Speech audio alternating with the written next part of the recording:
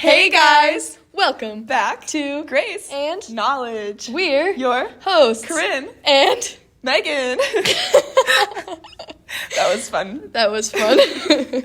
All right, so welcome back to the podcast, you guys. We're glad you are listening with us today. Yes. Should we just talk a little bit about our weeks, Megan? Yeah, let's do it. Let me think. Back on our week. Oh, we had a bonfire. That was so last fun. week. That was pretty fun. Yeah, that was last Friday. Yes, we took some of our friends to my grandparents' house and we just hung out, had a bonfire. It was pretty chill. Made some s'mores. Yeah, made some s'mores. It was a good time. Mm-hmm.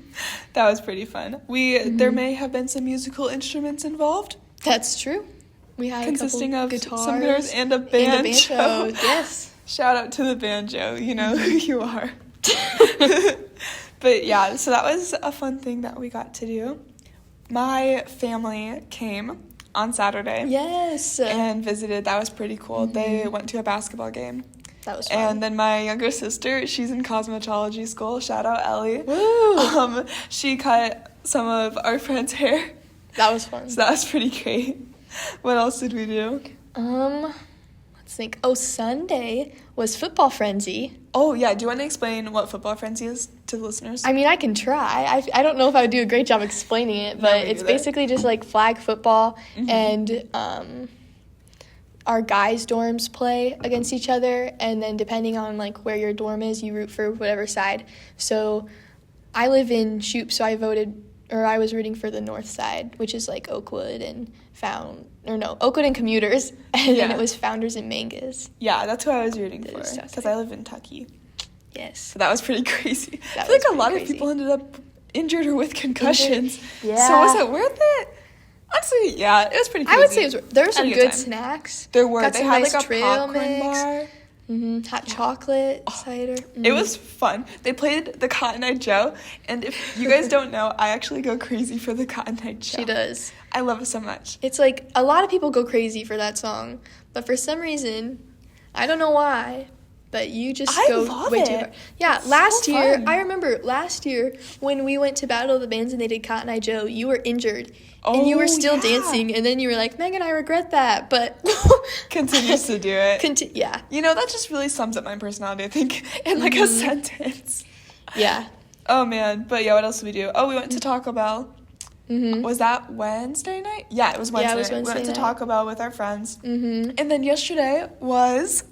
Halloween. Which is so fun. Halloween, yes. Do you want to tell us about your Halloween costume? I got to hand out some candy. Oh, yes. I was like, I didn't really dress up. But me and my roommates dressed up as each other. So... I feel like that's honestly just a better Halloween costume. Yeah. It's not a lot of work, and it's, like, creative and fun. Yeah, a lot of people didn't notice unless we were all, like, the three of us were all together. But, yeah. I will say, so here was my experience with their Halloween costume. So we went to lunch, and I saw one of our friends, Lydia, and I complimented her outfit. I was like, oh, you look cute today. And as I got closer, she, had, a Bethel soccer shirt on. And I was so confused because I was like, she's not in soccer. And then she goes, guess who I am? And then it clicked for me. And I was like, oh, my gosh. She's, their other roommate, Jenna. I was like, that's so crazy. Yep, and I couldn't unsee it the rest of the day. She really did look like Jenna. It was weird. And then I saw you in, Lydia's outfit. It was so funny.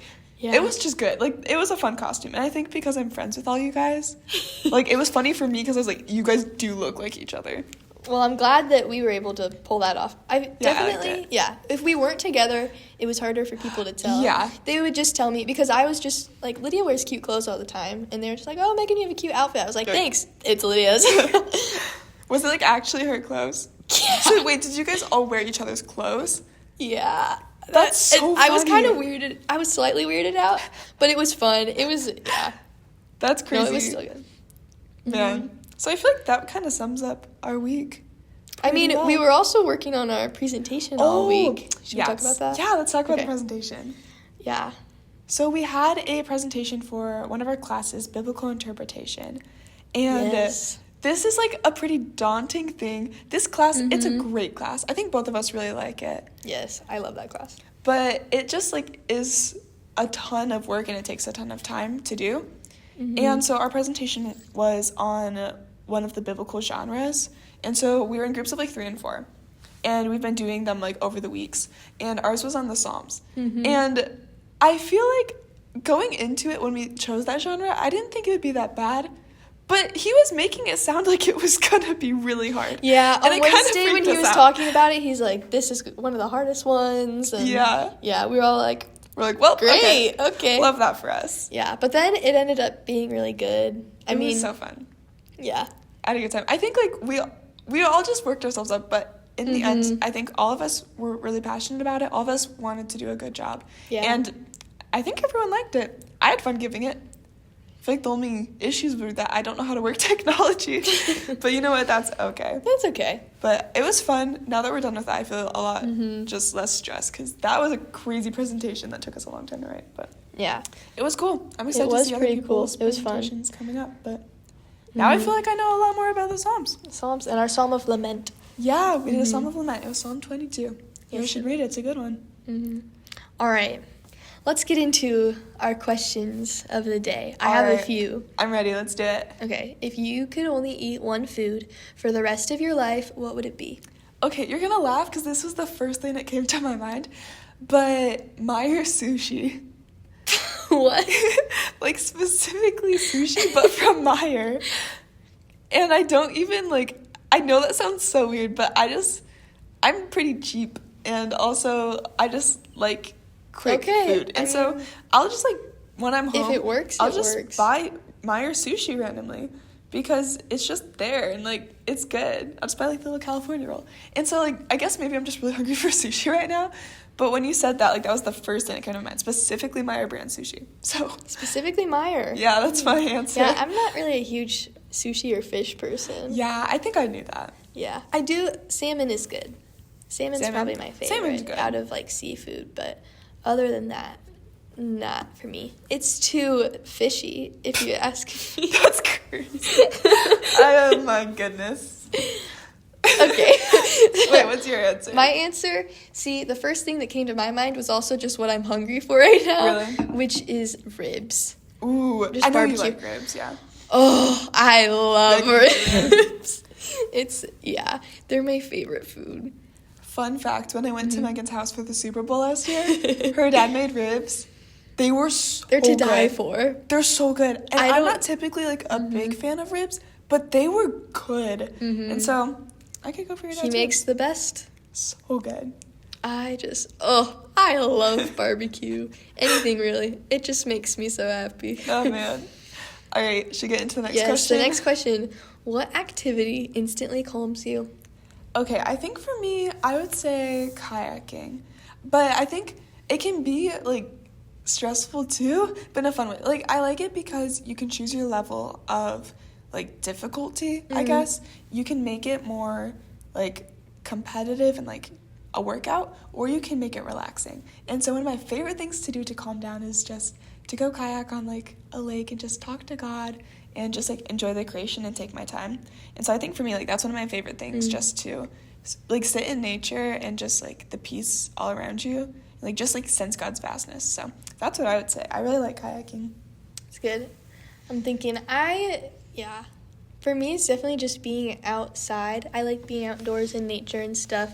Probably just, I love a lot of outdoor activities. Kayaking is one of them, but just, like, hiking, kayak. My brain just blinked for a second. Real. But yeah, just being outside, taking in nature, which sounds so, like, no, that's good. Cliche. I don't know. I like that. Yeah. Or just also, like, singing in not like a, I don't know. I also like singing. Elaborate on that. Why singing? Yeah. Well, I really do enjoy music, and it just, like, when I'm singing, not, like, for whatever performance or ensemble I'm doing, and I'm just singing by myself, I would say, instantly calms me. I'll just randomly start singing a lot of the times. I love that. Yeah. That's really fun. All right, last question. What is your most prized possession? Okay, I can start with this. So it seems kind of, like, anticlimactic, I guess, but a note card. Mm.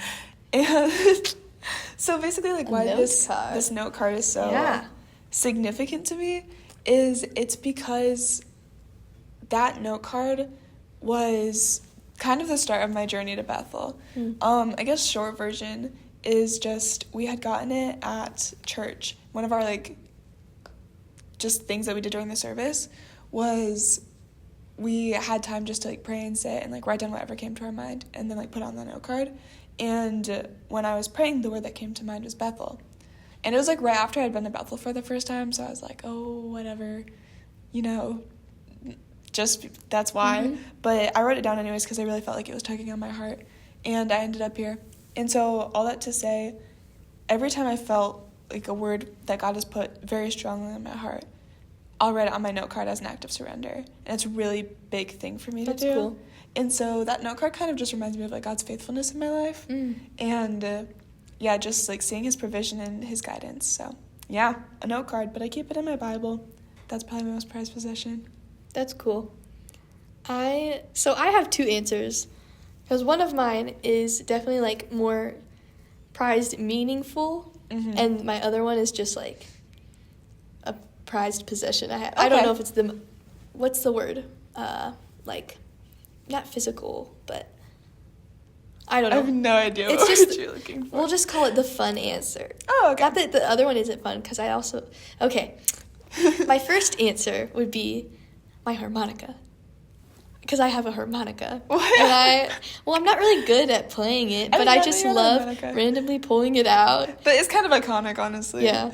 I forgot. I thought I left it at home, but then I found it the other day in my desk, and it was just really funny. So funny. I love that answer. I was not expecting the harmonica. So, yeah. But then, like, actually my most prized possession, I would say, is my journal, just because I started journaling probably,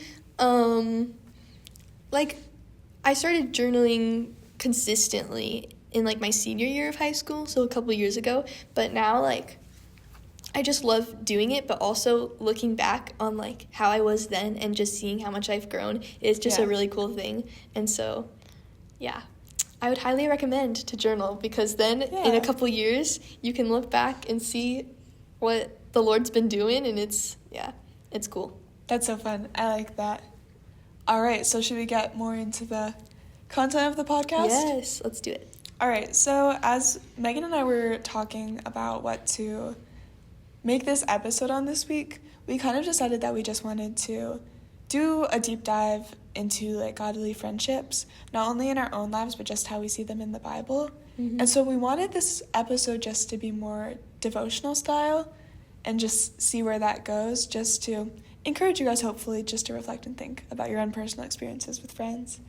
But, so, two of the people I was looking at as I was just looking for a good example of godly friendships were David and Jonathan.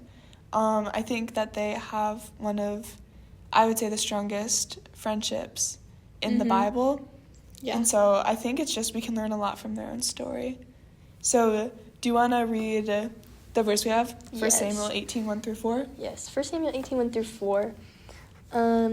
David and Jonathan's friendship. As soon as he had finished speaking to Saul, the son of Jonathan was knit to the soul of David, and Jonathan loved him as his own soul.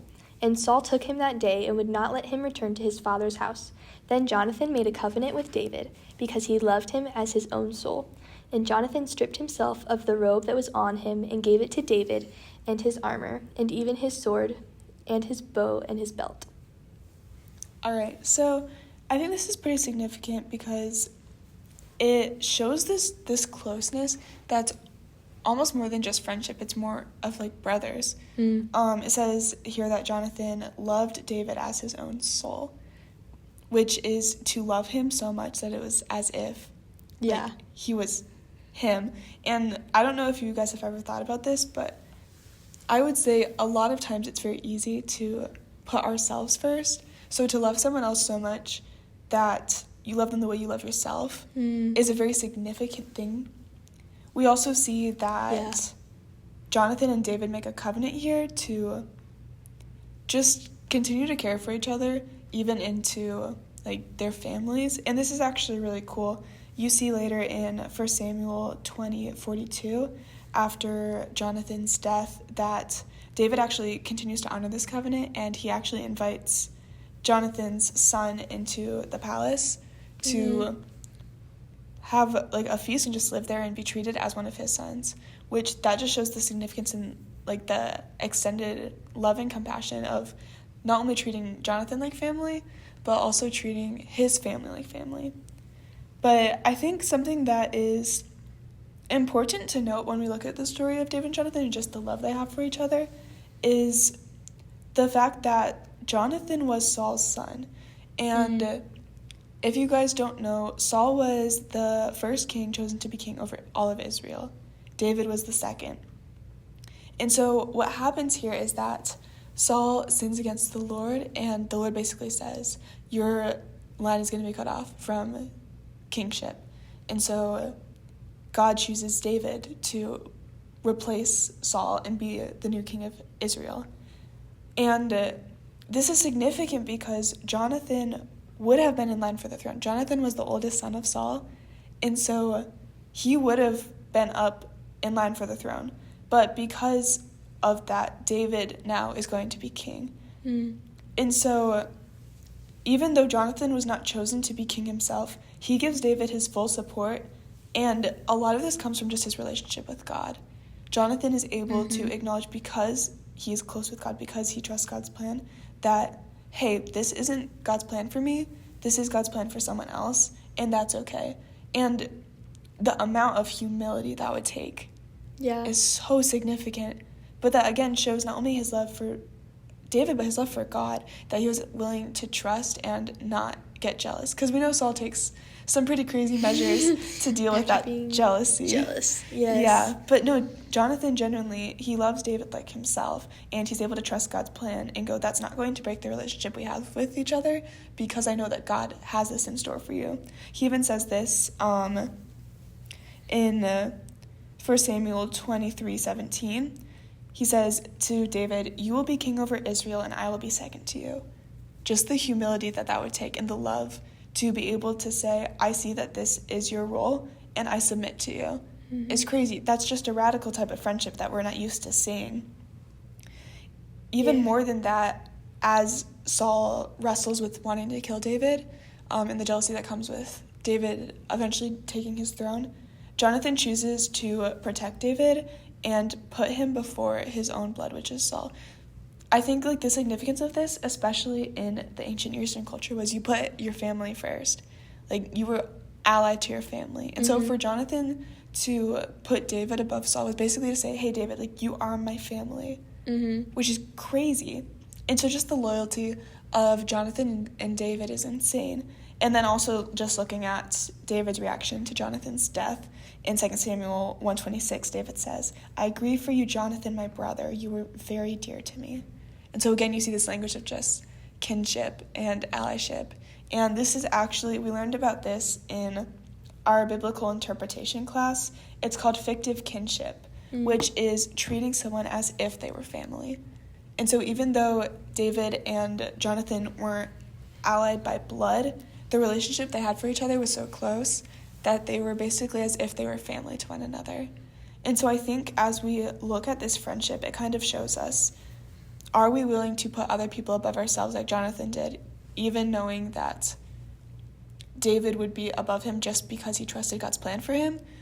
And are we willing to love someone else as if they are family to us? Are we able to be of one soul with them? I think this is the type of relationship we should try to mirror, because that's the kind of relationship that Jesus shows us, even more so. Yeah, it's that sacrificial type of relationship, which I think is really cool. There's like this deep loyalty, I would say, that it's not like a normal friendship or acquaintance.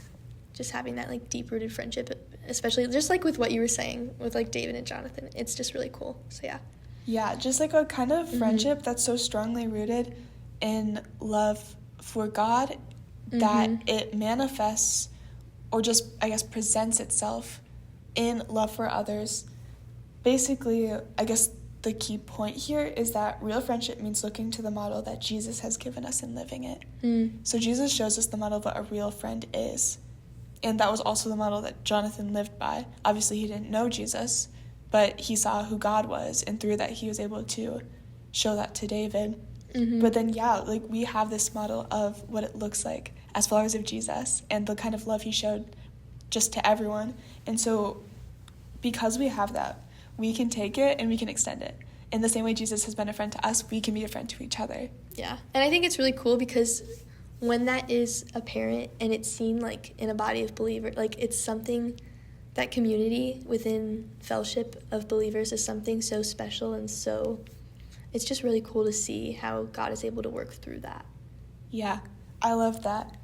Talking more about just the community of believers, something that I thought was interesting as I was preparing for the podcast was I was looking through my phone notes, and I found this old note from at least 4 years ago, maybe longer. Which is that's just so crazy. That's cool. Yeah, and it basically was from my time in youth group in either high school or middle school. And we had done a series on relationships. And I remember our pastor had been like, pull out your phones, write these down. Yeah. So I was like, So you okay, did? I did. And now you found them, 4 years later? Yeah, now I'm using it for our podcast. Epic. It's a really full circle moment. But yeah, so it's just these questions about the type of company we keep, and it's just reflective questions on, like, are the types of friends we have healthy, and how can we acknowledge that? So I'll just read you guys these questions, and we can see, like, what stands out to us about them. Yeah. All right, here are the questions. Can I count on them to be right decision makers? Do they make wise and right decisions? Are they caught up in drama? Do they live in the fallout of bad decisions? Do they have my best interests in mind? And do they treat other people well? And I think what stands out to me the most from those questions is, I guess, the characteristics of healthy friendships are we right decision makers? So are we people who are living in alignment with God's character? Mm-hmm. Do they have my best interests at mind? So are they someone who values me above themselves? And then do they treat other people well? Again, that radical love that Jesus shows. Do they not only treat me with love and respect, but are they willing to treat the people who maybe are hard to love, who are marginalized, with that same value? Yeah, that's really cool. I think, too, like, same thing with me, of just, like, those characteristics of what a godly relationship or, like, a godly friendship looks like, just that willingness of the person to put your needs before theirs. Mm. And I think it's something that, like, even I struggle with, too. Sometimes with my friends, it's like, if I'm tired or if I'm just not feeling it, sometimes it's very easy for me to just not have that, like, commitment, I guess, which I think is really cool. It's, like, evidenced with David and Jonathan, and then also, like, Jesus being that model of friendship in the Bible, where he's, like, eating with tax collectors and sinners and just, like, people that in society were not highly looked upon. And so, I don't know, it's just something really cool to think about. How are we actively trying to be intentional in our relationships, because it's something that I think a lot of people are very quick to miss when when like starting a relationship with someone, especially. You're like, oh, you're just like my friend, but they could, like, I don't know, people can change your life, and I've seen that in a lot of ways. So yeah, I guess, are there any, like, particular ways that you've kind of seen God use the people he's put in your life just to grow you as a person or just to teach you anything? Yeah, I would say definitely, like, for each season I was in, like, God, I've noticed, like, looking back, God has put specific people in my life then. Like, in high school, the group of people I was friends, like, I had such a strong relationship with a lot of people, like, with my friend group, and it was a very good thing for that time, and I'm still close friends with many of them still. I obviously don't get to see them hardly as much, but some of them I still get to, which is pretty great. And then, like, even now coming into college, just, like, the people I've come in with, or just, like, the people I've met, like you, just, it's been so cool to see how I've been able to grow as a person and be more confident in who I am in the Lord, but then also in my relationships with others. And it's made me, I think, be able to open myself up to be able to be more vulnerable, yet also just, I don't know, intentional in ways. Yeah. And it's something that, like, I still am working on to this day. I'm not perfect, obviously, but, yeah, it's just been really cool to see how God has, like, used certain specific people at certain times. And, like, at the time, I wouldn't have said or noticed that, but looking back, I'm like, oh, that's really cool. So, yeah. What about for you, would you say? Yeah, I guess, so there's a specific story that kind of comes to mind when I just think about friendships and, like, God's work in that in my life. And it actually comes from a few weeks ago. So a few weeks ago, I had to go to the ER in the middle of the night. I had passed out. I have pneumonia right now, and so I just was dehydrated, and I was passing out, and so it was a scary situation, but obviously everything's okay now, which is so good. But the point of that story is just, I think through that, God kind of revealed to me just how many amazing people he's put in my life. While that was happening, Megan and I were hanging out with some of our friends, and some of them, like, carried me because I couldn't walk. Some of them went and got me food, and everyone stayed with me. I kind of expected after that happened people just to leave and, like, go do their own thing. But no, like, everyone stayed with me. Everyone made sure I was okay. Even when they had to take me to the ER, they wouldn't let a lot of people come, but the friends who did come and were able to were there with me in the waiting room, even though they'd only let 2 people come back. And then the people who weren't able to had stayed and were praying for me. And so all that to say, I think that really revealed to me just how much people care for me.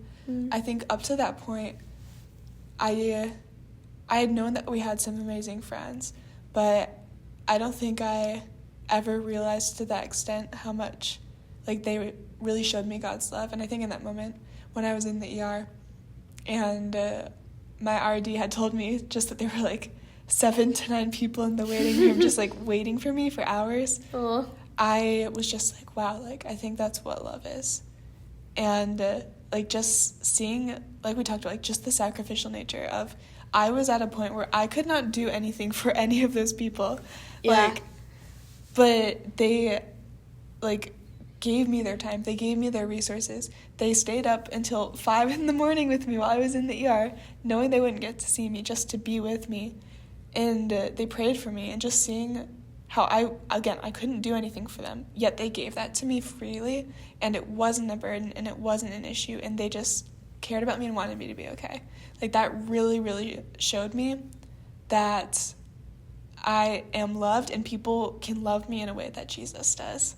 And so I think that was just a pivotal moment in starting to become vulnerable with those people. Yeah. I agree with what you talked about. Vulnerability is hard, and vulnerability is something that takes time. And so I think that was just kind of the first step in God kind of just revealing to me, like, it's okay to let your walls down just a little bit. Like, it's okay because, like, these are people who care about you. And so that for me has been a very significant and pivotal point in just having strong friendships that I think are worth keeping and worth pursuing. But just seeing, like, how people are able to love you in a way Jesus does. Yeah, that's really cool. Something you said, how it's like, I don't remember the exact words of it being okay to not be okay. Yeah. Those words, like, that specific phrase always has had, like, for the past, I don't know, 6 to 8 months, has been, like, something that has come up every once in a while in my life, just like that. I think just the willingness to, admit that you need help as well. And I think, too, like, the more we do that, then the more, like, we realize, like, all the people around us that are willing to help us and are willing to step in, you just have to let that happen. And I don't know. It's something that it's cool. cool. It's something I've been thinking about a lot. Yeah, and I think it's true what you said, is that you can't experience or like grow in relationship with people unless you can be okay asking for help and letting them in. Mm-hmm. Like, and it doesn't have to be all at once. Right. But the truth of the matter is that if you're not willing to be vulnerable with people, you're never going to get to know them on that deeper level. Mm-hmm. That's so true. Yeah. I have a question for you. Oh, okay. So it's kind of, I'll just ask the question. If for it. you could use or describe, like, kind of what we've been talking about, godly friendship, with one word, what would it be? Ooh, like one word just to describe, like, a godly friend. Yeah, we'll do that, yeah. Okay. Ooh, I think this is basic, but I think everything stems from this. I think the word loving, or I'd even go, like, self-sacrificial. I think that's what I would say. Actually, I have some Bible verses that I think go along really well with this. This one's from 1 John 3:16, which is one of my favorite verses. Therefore, love each other as I have loved you. That's cool. It's kind of Jesus' command to just, again, take the model he's given us and then love other people that way. And then for service, 1 Thessalonians 5:11, therefore encourage one another and build each other up just as in fact you are doing. And so I think from love and self-sacrifice stem just like the measures and makings of a good friend. Mm-hmm. Yeah, and that's cool. It kind of made me think of, too, we've been doing, for my midweek, we've been talking about the fruits of the Spirit. Oh, yeah. And, like, just the first week, the person talked about love and how really, like, love holds all of them together. And, like, if you don't have love, you're missing, like, the other one. It's just been cool to see how, like, they all work together. But just love being, like, that center thing, too. And even just, yeah. I think even Jesus says it, like, the most important thing is love. And so, yeah, loving God, loving others. Yeah, I think it's true. Mm-hmm. And I think why that is because God is love. Like, not only is he capable of love, he is it. And so we can't have relationship unless we have that, because that's what God is. That's the makings of relationship. Yeah. You know? And so if we claim to have relationship with God, like, love is just a natural part of that. It's a natural characteristic. Mm-hmm. Yeah, and I think, too, like, God's love for us, like, that usually, sometimes, if you have a relationship with him, I'll say it or that way, God's love for us makes us want to love him, and then we have this deep love for him because of his, like, astounding and amazing love for us, and then that, through us, like, brings us to want to love others, too. And so it's just this, I don't know what the right word is, but this flow of... Like a cycle. Yeah, this cycle of just love being poured out everywhere when you have Jesus, and it's pretty cool. That reminds me of something. So something we talked about during Ignite Week, which is, it's like a spiritual emphasis week on Bethel's campus, where we have more chapels, we have a speaker for the week. It's like a little series, I would say. It's really cool. Mm-hmm. But something, kind of the main point of what the speaker talked about that week was see God seeing us so that we can see God and see others. And so I think, like, from, like, seeing ourselves the way God sees us, we're able to extend that love back to him and then to other people, which isn't that so cool? That is really cool. Yeah, but I think that's awesome. Mm-hmm. Yeah, so I guess then, like, what would you say are traits of a godly friend, or, like, traits that you would look for when you're pursuing friendships? I would say, I don't know if it's, like, something I'm looking for in someone, if that makes sense, because I feel like a lot of times when godly friendships happen, they happen so naturally that, like, all of a sudden, like, you have, like, those traits are there and it's just apparent. All of a sudden you're like, oh, this is such, like, an amazing friendship that the Lord has given me. And so thinking of, like, specific traits, I'm trying to think. I would just say, like, being, this is going to sound kind of cliche, but just, like, being Jesus to one another, I think, ultimately. Just because how we were talking about, too, how he really is, like, just the ultimate example of what that looks like. And when you're just, like sacrificing yourself for one another, and it's like this thing that like it's done without asking for anything in return. And I think it's something so special because you do have that love for one another, and you do like, that's probably what I would say, just like giving yourself without asking for anything in return.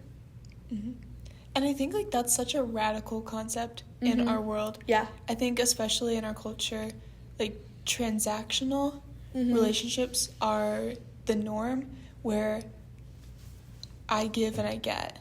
And I only give when I get something back. Like that's how it works. It's more of a business interaction than it is actual relationship. And at least for myself, it took so long, and it's still something I'm growing in, is learning that that's not what relationship is meant to be. That's not all it's called to be. Even just giving without receiving anything, that's still not the type of relationship we're called to. That was another thing we had talked about one time in chapel, is that there's kind of 4 different types of relationships. One is like giving or getting without having to give anything, just getting, receiving. The second type, which is slightly better, is giving and getting. The third type is giving without getting. But then the type that we're called to is giving that hurts, or it comes at a cost to ourselves.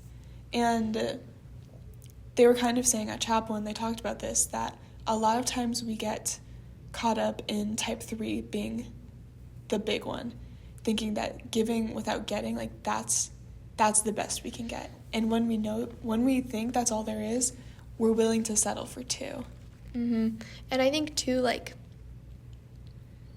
I don't know, just to kind of add on what you were saying, just like that giving without getting in a relationship, like that's obviously going to be a one-sided thing, and then you're just going to be overworking yourself, or you're going to be on the other side and you're just like, oh, I don't really, like, this person's giving me all this, I'm not really, I don't actually have that care for them. But with, like, the 4th type, like, if it goes both ways, then you're both getting filled up by that friendship, and it's just that special thing that, and I think, like, that's the hard thing, because there are times where you're giving and the other person isn't pouring back into you. Right. And that's hard. And that's where you need your close relationships and your close friends to pour back into you, so that you can go and fill other people up. Yes. Because even, like, you see, not every relationship Jesus had was them pouring back into him. A lot of times it was him loving them and honestly probably not getting anything back. But he had the Holy Spirit, or he had the Father to fill him up. And because of that, because of his relationship with the Father, he wasn't running on empty. He had this constant retreat into solitude to be filled up. And I think same with us, when you have those friends and also God as our friend, you have the opportunity to be filled back up. And then that's where we can love from that bottomless pit of just giving without having to receive anything, and sometimes at a cost to ourselves. I think the biggest form of action that you can do to show someone that you love them, like, truly and deeply, is giving something to them that is at a cost to yourself, that is self-sacrifice. Because who would do that? Like, have you ever thought about how such a radical concept that is? Yeah, and I'm trying to think, what's the verse? It's like, greater love is... Oh, has no one than this. One lay down his one's life for a friend. Friends. Yeah. That's just what that made me think of. But yeah, I think that's so true. But yeah, like, it's such a radical concept, but that's when, from those places is when we go, wow, like, there's no doubt that this person cares about me. Because again, like, our culture is one that is so self-seeking and so self-focused that for someone to not only put someone else above themselves, but also do something that's at a cost to them is insane. Yeah, it's not heard of. Yeah, and I think we are only able to do that when it comes from Jesus. Pretty cool. Yeah. And so I guess with that, do we want to pray? Sure.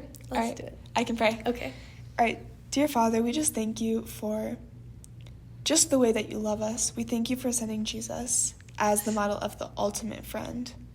And we thank you that even in times where we feel alone and we feel forgotten, that you remind us that you are with us and you love us.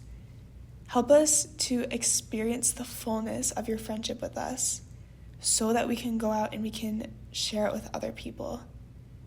Help us to not only love in a way where we experience that love back, but help us to love in a way that hurts. Help us to love in a way where others can't help but see you through that. Mm. We pray also that you put the right people in our lives to fill us back up as we fill them up. Guide us to godly friendships and people who honor you. We thank you, and we pray this in your name. Amen. Amen. All right. I have one last thing. Oh, go for it. That has to do with friendships. It made me think of. Do you have any funny, friendship stories from your childhood? Yes. Okay. Okay, so one of my closest friends, we grew up together, and we used to, do little plays together. Yes, of course. And so who wouldn't? I remember one time we were doing a little play, and we had, all the adults be the horses. We'd, sit on them and, do a little play. Oh, my goodness. But we also started a band. Oh, yeah. So I That's feel awesome. If you haven't gone through starting a band as a child, what are you doing? Starting a band, doing skits and plays. Yeah. But when I tell you time. this band, we took this seriously. When I tell you, we got a disc burned with our songs. No way. I'm dead serious. I want to hear these songs. Maybe I'll show you some. Our band. Do you want to know our band name? Yeah. We were called Pumpkin Pie with Whipped Cream. That was our band name. That's awesome. And so that was my childhood experience. You were with in a friends. band. I was in a band. What can I say? We finally have some lore for me. That's so true. I was in a band as a kid. Shout out to the other people. You know Shout who you out are. to the band. The band. What about you, Battle Megan? of the Bands. Well, your story was good. I was gonna say, do you ever have those interactions in, the play place at Chick-fil-A? When you were little and you just made, best friends with a random person? Oh, those were the best. I was thinking about those times, and those were good times. And one time, I met someone that had the same name as me, and it was the best day ever. Although, now I know a lot of people with the name Megan. So, that was, the first time, though, I met another Megan. And she probably spelled it different, too, because my spelling's weird. But I just remember being like, "Hi, my name's Megan. What's your name?" She's like, "My name's Megan." And then I was like, "Wait, what? That's my name." She's like, "But that's my name." It was this whole thing. Yeah. Friendships back in the day where you could just They were so instantly simple. become friends with someone. Yeah. Let's bring it back. Let's bring it back. All right. Well, thanks for listening, guys. Yes, and we will see you next time on Grace And knowledge.